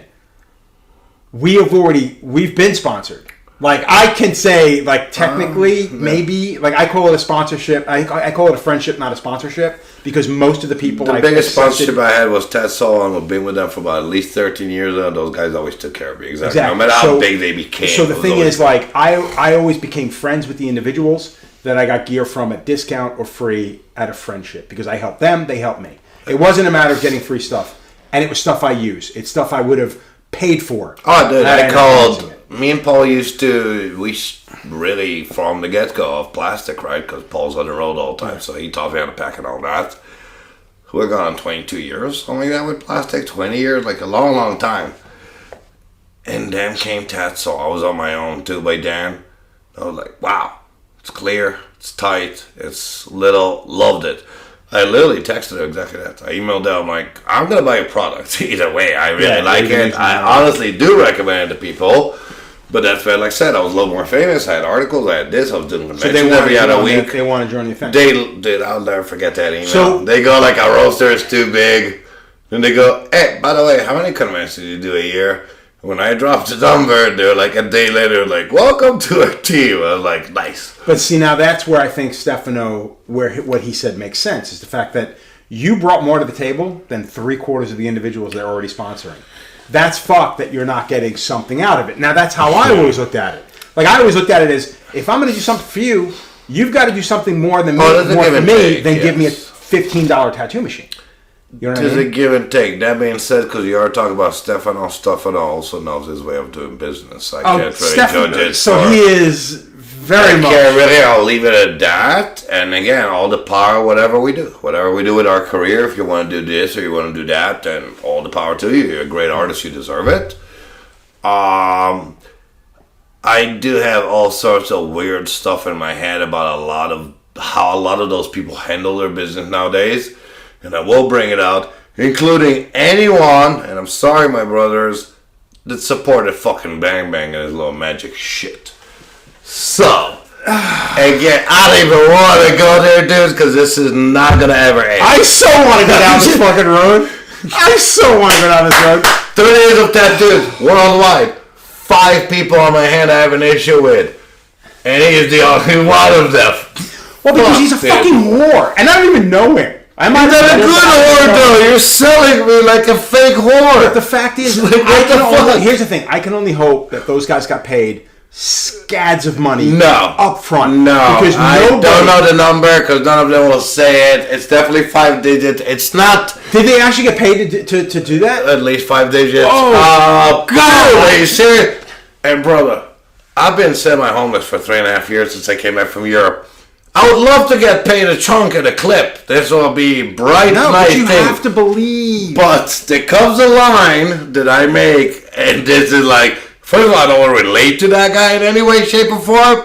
And when this came out, I'm like, you know what, dude? For the first time in my life, if somebody would have offered me this and that much money, I would have said no. Yeah. I would have gone back to the gutters of New York with my pride, motherfucker. Well, but dude, it's funny. I remember somebody offering me back in the day, like CBD, like fucking black ink, and it's like, oh, we're gonna sell you this for $75.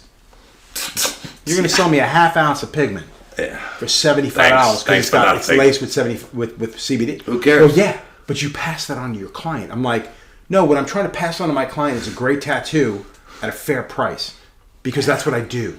Like, you're asking me to fucking tattoo them with your bullshit and charge more because it's bullshit? Like, you're not giving me something that's better.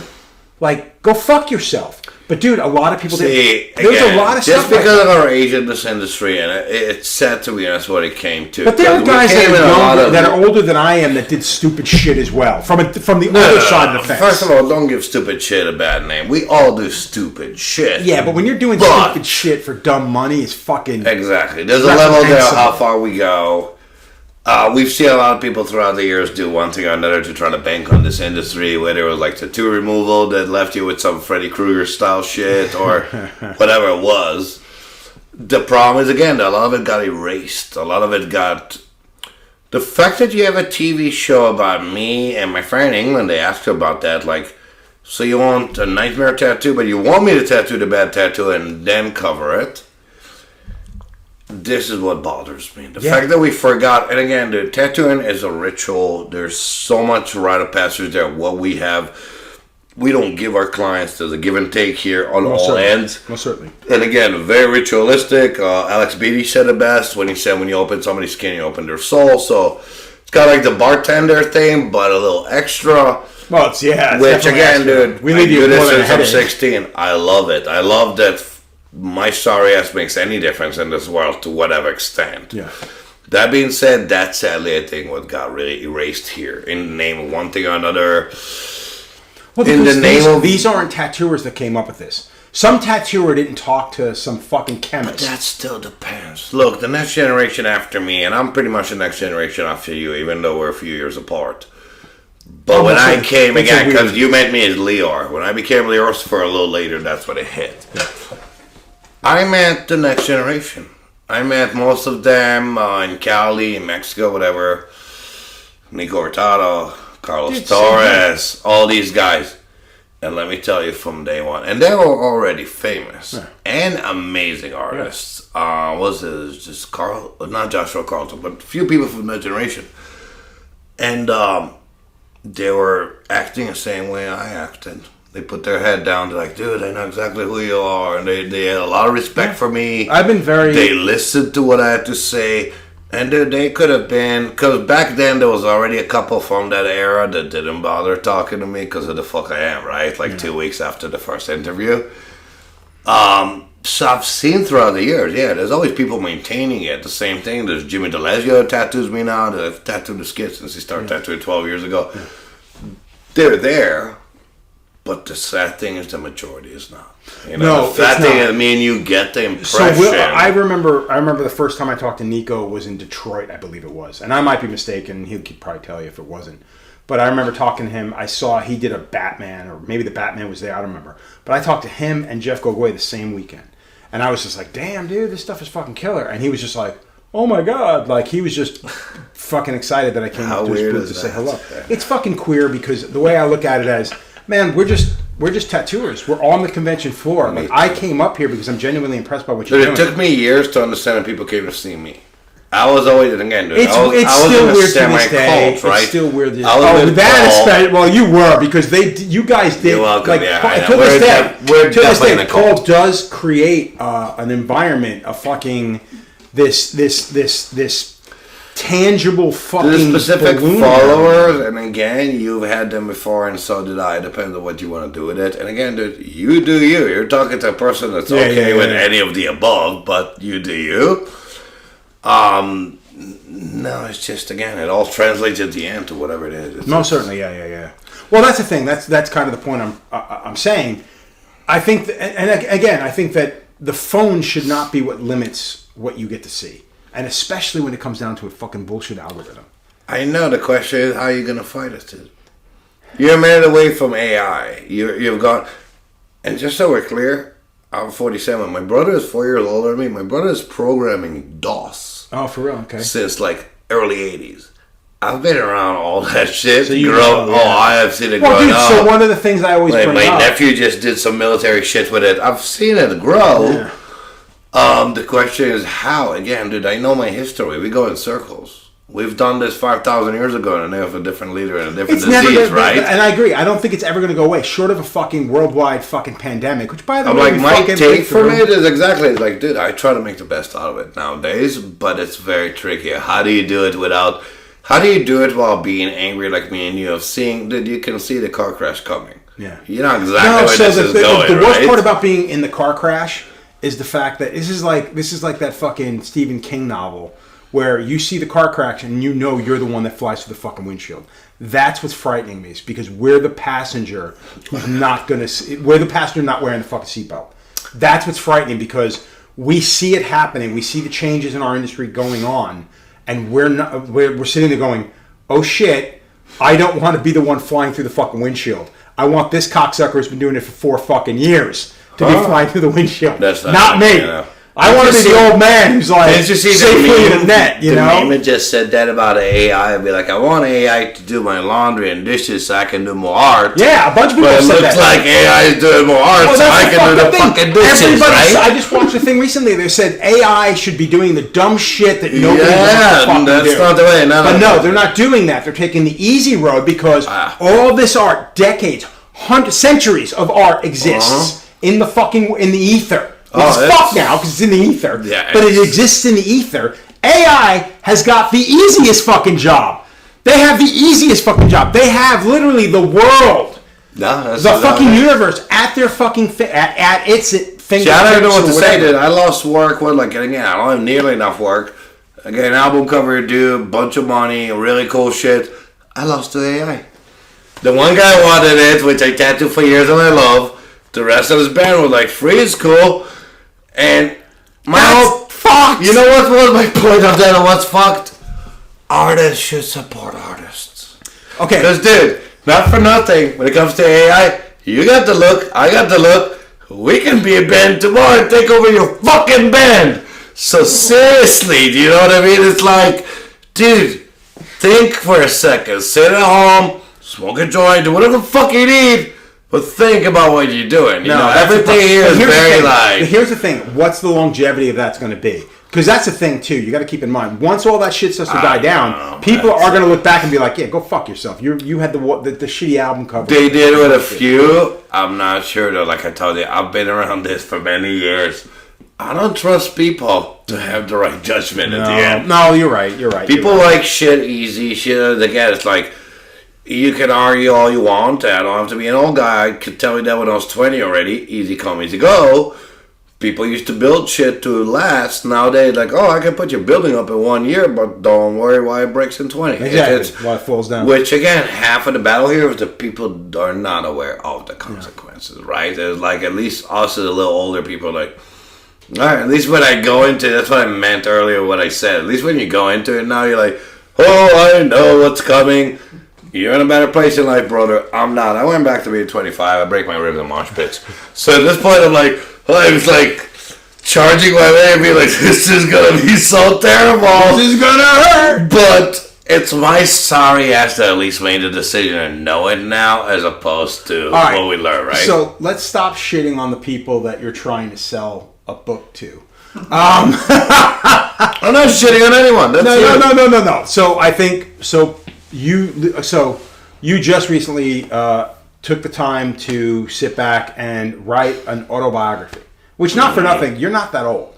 So no, it's kind of weird that you would choose now to do it. Do you think you only got a couple of years left? Like, what the fuck, dude? I would hug you right now, brother. You put it dead on. Yes. So you've had some... You know when you're a kid and you tell people you're like this and a half? I am 47 and a half. This cocksucker dropped shit like in the car getting coffee at Dunkin' Donuts because we live in New England, unfortunately. But he dropped shit on the way here. I'm like, are you fucking kidding me? Okay. Dude, I've been watching your shit. I've had, not a lot, sadly, not nearly enough, long nights with Mr. Capobianco. Yeah. Fairly drunk in one corner of the world in some bar in some hotel. Which is the most amazing. And that night went long. Most people leave because Joe pissed them off.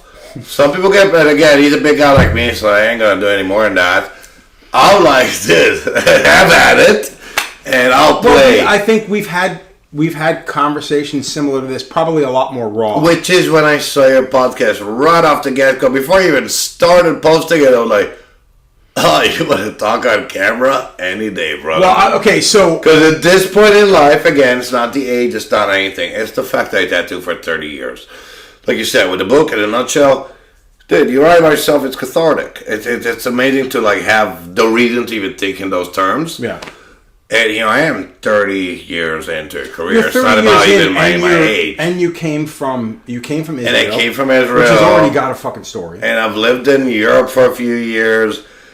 I'm a low-income kid from Israel to a truck driver. Became a brand name with his own studio in New York City, which is, I moved from PTSD Israel blowing up to New York in the year 9/11 happened. Like, life has been crazy to say the least. The other day, I met Bob Marley's daughter. She got tattooed at 8, and she complimented my dreadlock. This is how nuts life has gone, right? I'm like, dude, I don't even know what to say anymore. So, yeah, no, I sat down and wrote it down, and it's...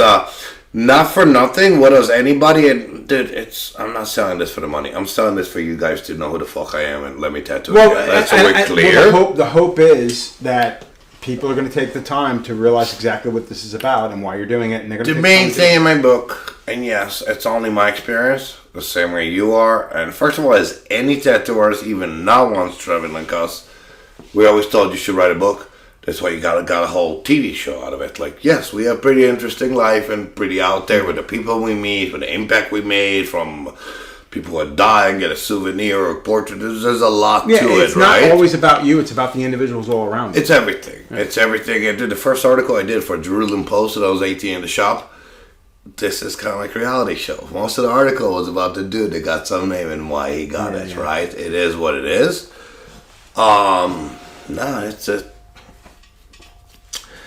I don't know. I think the point is you do want people to pick up the book. It's really the changes. Again, I think it's really the changes with the years. Changes with you? Which is... No. And that's what I mean by it's my personal thing. That being said, you know as well as I do, not even for your age or whatever, just from your experience and whatever you've been specialized to do in your life, right? X amount of years for what it's worth.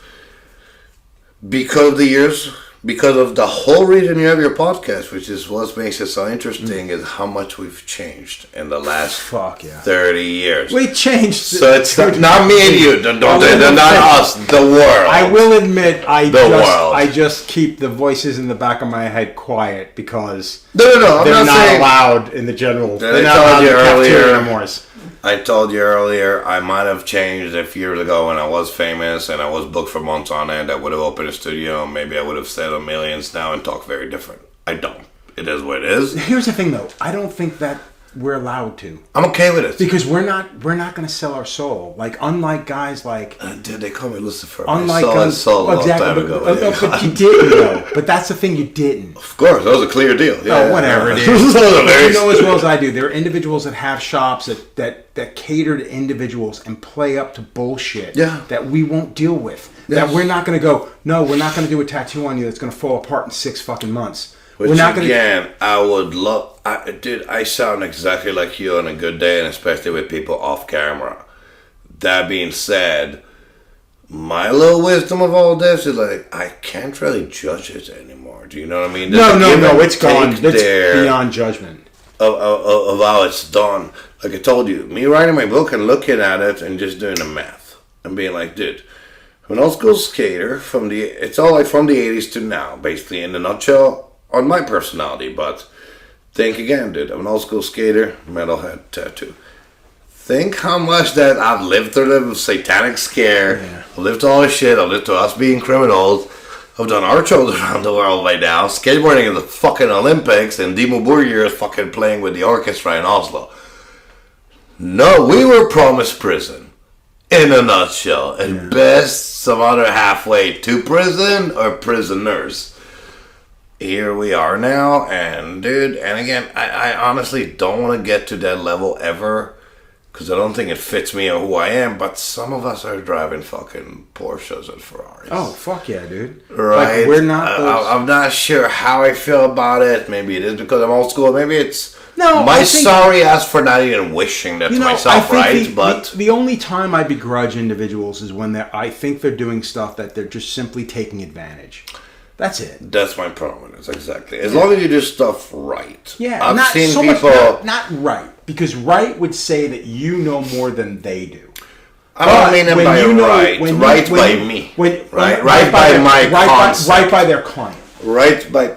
It's always right by their client. Right by the other person. Like no, I've always lived with the experience. I've built an international clientele. You build international clientele. Yeah. Look at where you are. Let's be realistic. Every friend I have, no matter where you are in the world, stuck to this little town, took care of the people took care of them, the people gave them the option to get better, gave them the option of everything else. I'm sorry to say this, in all these years in hindsight, that would have been the most comfortable it would have been the smartest thing.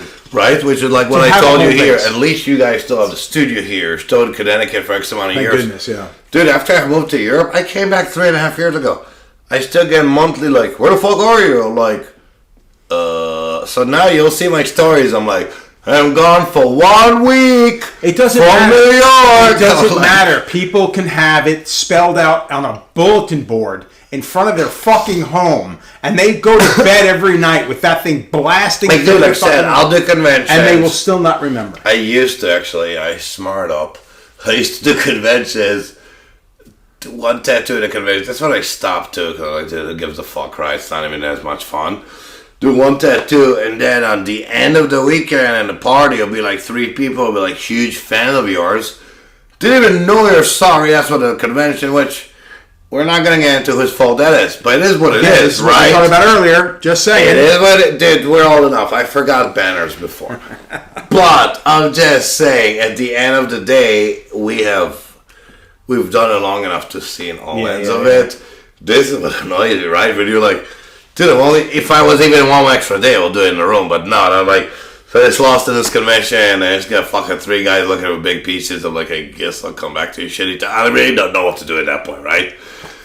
This never really happened back then, like you said. Even Richmond, even just Paul's apprentice. No, things got taken care of that weekend. Just meeting people, just hanging out with other tattoo artists. Like I told you, when I met you, Dude, talk about a life experience.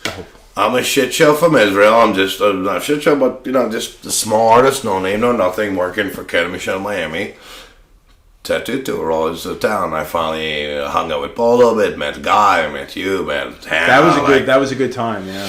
A lot of the names, right? And the beauty experience from this, I remember who was who. Yeah. Because a lot of people were already in their bubbles. And I wouldn't say that. And I think it was only like Tim Lehigh. There was a few, Grimy was already grimy. Yeah. But it's funny because I remember the few people there just like, dude, we're just tattoo artists. Who gives a fuck? Yeah. Right? And those guys have remained my friends throughout the years. I'm like, you guys knew me as LIOR. You have no... Because everybody became my friends later. Dude, I'm sure they did yours, right? When I refer to you, I still refer to you as LIOR. No, I am LIOR. Just the last few years. I do use the last LIOR few Cifer years, I became more LIOR Cifer than LIOR. Dude, I did LIOR Cifer because people would call me Leroy. And Bad Leroy Brown, baddest Jew in town here, can't twig that one. They're like, I'd rather have you confused for Lucifer than Leroy. That's all I got.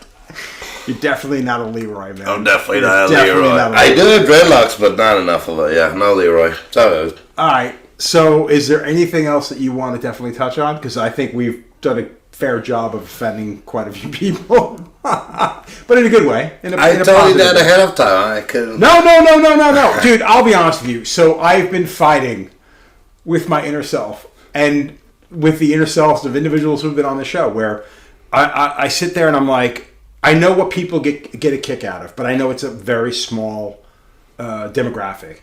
But I do know that, like, I enjoy talking shit. I enjoy, like, winding people up, whatever. I'm trying not to be uber negative. I don't want to be the old guy. But you're not negative, which is what I told you I've been earlier, trying not to be. I've been trying not to be. I can be negative as fuck. I'll be anything. I did not. I refuse to become the angry old guy to tell you how it changed. So that's the thing. The world changes. Everything changes.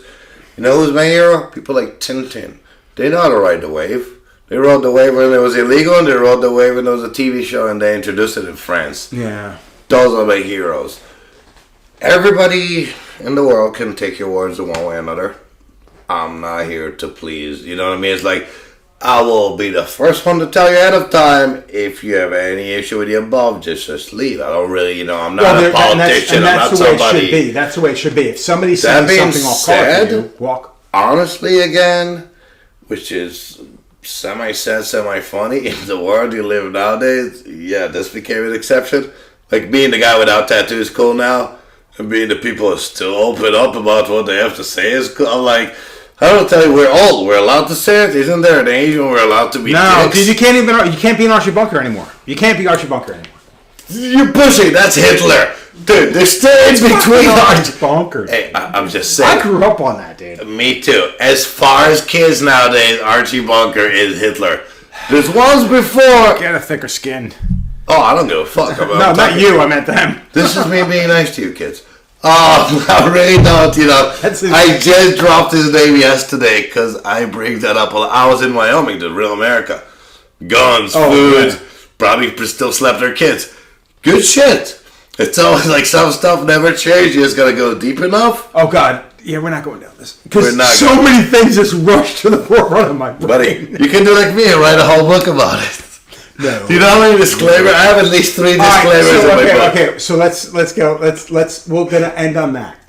With the book, where's it available? Like it's not available. I'm getting my final proof. I'll show you the other proof it just got here. It just wasn't in color inside.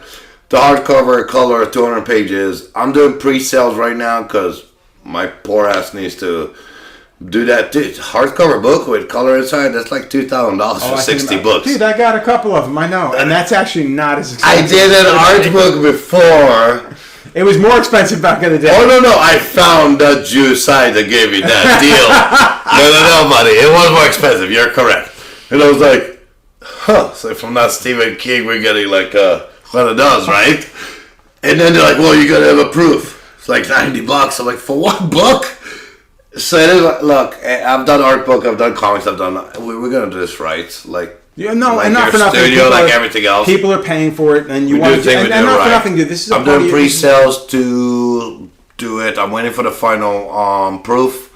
It will be, next 2 to 3 weeks, it will be in my hand. At least the first 60, 70 copies, about 50 of them already pre-sold. Okay, so what I'm going to do, guys, is everything that he has Not the right profile. No, everything's I'm going to put all of his information in the comments, or excuse me, in the description of the this particular podcast, and then you'll be able to actually navigate it from that perspective. Because I think trying to explain this is going to be more difficult. So, of course. Yeah, because you speak like a fucking weirdo. Dude, the more I drink, the more you can hear from Israel. That's because you're just pounding fucking whiskey, dude. I did not pound shit, and dude, I'm a junkie. I don't. At least I know that. No, what do you want me to do? I don't fucking microdose shit. I'm like, I want to have a drink. Is there anything else you wanna bring up? I think we covered quite a bit. I'm actually kind of happy with it. I'm sorry for sucking your dick there. It's a pleasure and an honor to be able to do this with you, buddy. I'm the kid from Israel. Met this guy that was already in the magazines, which was my only info tattoos. Just on the off chance I was in Miami and you were there. With the year we became friends, we spent all sorts of conventions together and after parties and some bars that closed that we reopened them. So it's good to see you again, brother. And I'm damn proud that you let me do this. Oh, don't be silly. Thank you very much for making the trip up here, man. Thank you. Oh, yeah, and Hail Satan. Hey everybody, thank you very much for tuning in. Everything is going to be in the description of the thing for LIOR. In the meantime, like and subscribe and spread the fucking word, man. Like, yeah, because not for nothing. This is how that works. Exactly. I had to say that. Thank you very much. Good night. I saw one of your boys say it, and I was like, I literally almost made a note of like, you gotta remember to say the words. Because he was correct. You say the words.